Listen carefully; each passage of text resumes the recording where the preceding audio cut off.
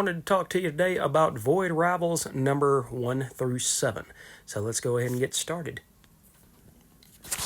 All right. So Void Rivals is a series by Robert Kirkman and Lorenzo de Felici, and the colorist is Matthias Lopez, except for issues 5 and 7, where it's Patricio Del Pech. So I just want to talk and kind of go over these really quickly because it's a whole lot of issues, so I didn't want to hold anybody up for a long time. But it starts with Derek, who's an Agorian, and Salila, who's a Zertonian. And they live in a place called the Sacred Ring. And it's just two civilizations that are on either side of this ring, and they hate each other, and they don't really know why other than they've been told to hate each other by their governing bodies. So you find out that they've been at war for eons, and one of the precious commodities is water. And both planets, or both societies, have found a new source of water to keep things going and keep this fight going and keep these people fed and healthy and nutrient rich. And so the Agorians send Derek, who is and the Zertonians send Celia, and they're supposed to both be the best at what they do. So they're not going to let anything get in the way. Well, Derek crashes into the place where he's supposed to land. And so he can't leave. And he ends up meeting Salila. And she doesn't trust him. She's still, living by, this is the way that things are supposed to be. We're supposed to hate each other. We're not supposed to help each other at all. And he said, yeah, but if you will help me, we can both get off of this rock. Now, the artwork by Lorenzo de Felici is really good and really well done. And it's the same guy that did Oblivion Song with Kirkman. And so it's got a little bit of a cartoony vibe to it, but not anything terrible, not anything that you can't live with. It tells a story. And so it shows in this big 2-page splash, it shows the destroyed ship of Derek. And here is Salila and what she's supposed to look like. So they end up building a ship made of the two ships that they both used to come here. And the first two issues are them trying to build that ship. I really like the colors on this cover. I like the colors on the whole series.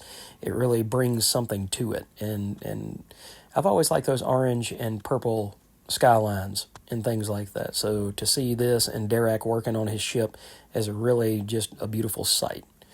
So in issue 2, they're still working on that, and they're headed towards the Sacred Ring. Okay, they have completed the ship, and they're headed towards the Sacred Ring, and they show where they were working together and trying to, not compete. They were trying to actually, help each other out so that they could both get off that rock. And they get captured by this giant ship here. And it is Skuxoid, who is actually a Transformers villain. So that was an interesting way to end issue 2. So in issue 3, it shows that they are trying to fight Skuxoid off. And then he says, well, I'm going to let you go, because I'm not the most dangerous thing on this ship anyway. So they end up finding somebody that was in this holding cell, and it was a Transformers robot. It was a Scorpia, I believe. And they managed to seal it back in its holding cell, but it broke one of its claws. Well, after that, they decided to let this creature out because they said, I'm locked in here and I need to go. And it turns out to be a Quintesson. Not one of the Quintesson judges, but just a Quintesson. And he ends up telling them, hey, if you'll get me out of here, then I'll help you go wherever you need to go. And Skuxoid ends up running into him And he says, look, if you let me have this guy and keep him, then I will hold off on... Hang on a second, guys.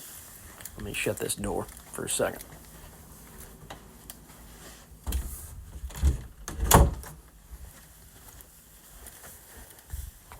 Alright, sorry about that. So, Skuxoid says, if you'll let me have this guy, and put him back in his cell, I'll give you a ship, I'll give you food, I'll give you everything that you need in order to make your journey. And so he gives them a ship and sends them on their way. And Derek and Salila are talking, and Derek keeps thinking that, things are going just fine between the two of them, and then she zaps him and tases him and knocks him out at the end of issue 3. So we get to issue 4, and we've got this interesting character on the cover here. Well, they're here, and they're trying to figure out what to do, because once they get on the planet, then they realize they're both going to be in trouble because they didn't kill each other like they were supposed to, because that is the rule between the two civilizations. If you see an Agorian and a Zertonian sees the Agorian's face, then they're honor-bound to kill the Agorian, and vice versa. So, in this issue, they meet Zalalak. And Zalalak is the ruling master of Zertonia. And so, Zalalak is the one that's going to speak to them when they get brought out of the ship. And here we have the Zertonians screaming about, oh, it's an Agorian, he's ugly, they can't even see him through the mask, they don't know what he looks like. And then Salila says, I accept whatever punishment you give me. And he says, but you brought me such an interesting subject, why would I punish you? And then we cut to Shockwave, dun dun dun. So we're on Cybertron, and Skuxoid has brought the Quintesson to Cybertron, and he's trying to sell him to Shockwave. And Shockwave pretty much says, get out of here before I, destroy you. And it cuts back to the conversation between Zalalak and Salila. And Salila can't lie when he asks if you saw the Agorian's face. And so here's Derek sitting there minding his own business, trying to figure out how to get out of the holding cell. And they throw Salila in there with him. So he gets a good laugh out of that. He's like, oh, okay, so you double-crossed me, and look where it got you. It got you right in the same cell with me. So to end issue 4, then you see Zalalak reaching out to somebody, with a hologram. And it turns out to be Derek's dad. And he says, do what you will with my boy. He was lost to me a long time ago. So that's where it stops at 5. And now we're at issue 4. Now it's at issue 5. So Salila tells Derek that they're going to die, for seeing each other's faces. Then the guards tase him and take him away.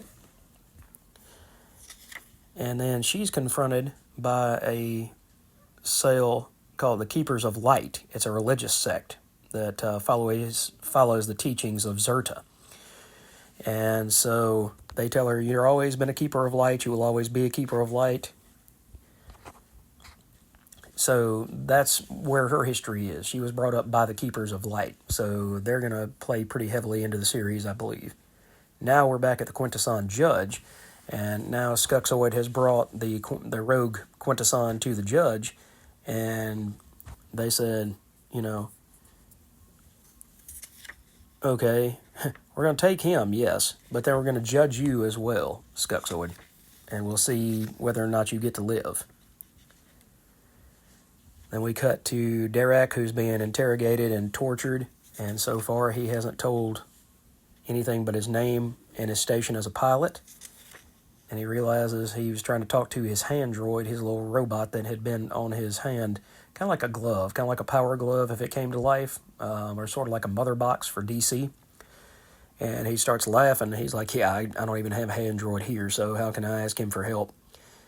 And then this kid pops out of the shadows, and he says, we got to get you out of here, and I brought you Handroid, and I brought you all of your clothes. So he takes him to the Resistance. And the Resistance is led by Kanela. And Kanela leads the Unifiers. And the Unifiers are Zertonians who believe in unification. They don't believe that the two societies should be split anymore. So they want to see unification between the Agorians and the Zertonians. So at the end of it, Selila is contemplating possibly taking herself out. And that's how we end issue 5. So far, only 2 more issues to go. We have issue 6 and issue 7. So with issue 6, she's just about to take whatever's in that vial. And Kanela comes and busts her out because Dirac said he would not help them without her being along. So now we're back at the Quintesson judges. And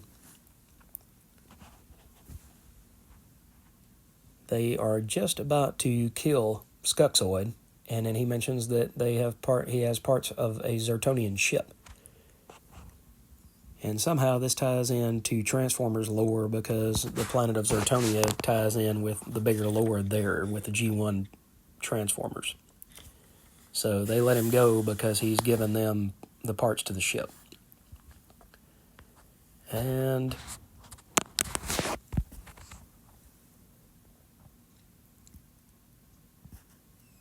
so now we have Kanela explaining to Dirac and Selila that she needs them to deliver a data packet to the Resistance fighters on Agoria.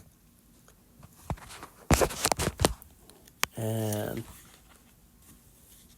Zalalak finds out that both prisoners have escaped, and he's upset. And he says, all my bargaining chips are gone. What am I going to do now? And the Unifiers try to get their 2 Resistance fighters who are trying to get this data package over to the Agorians. They try to get them to a ship, and they almost make it, and all of a sudden the guards open fire on them, and they've been sold out by one of their own, but Dirac and Selila escape on a motorcycle and take off. And they decide that they're going to go to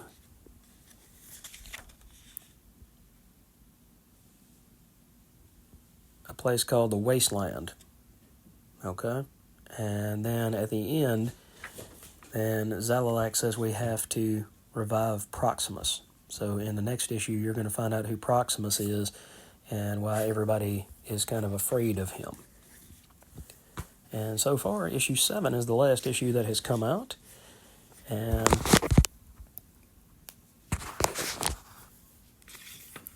it starts off with Dirac reliving a mistake that he made when he was working out in the wasteland 10 years earlier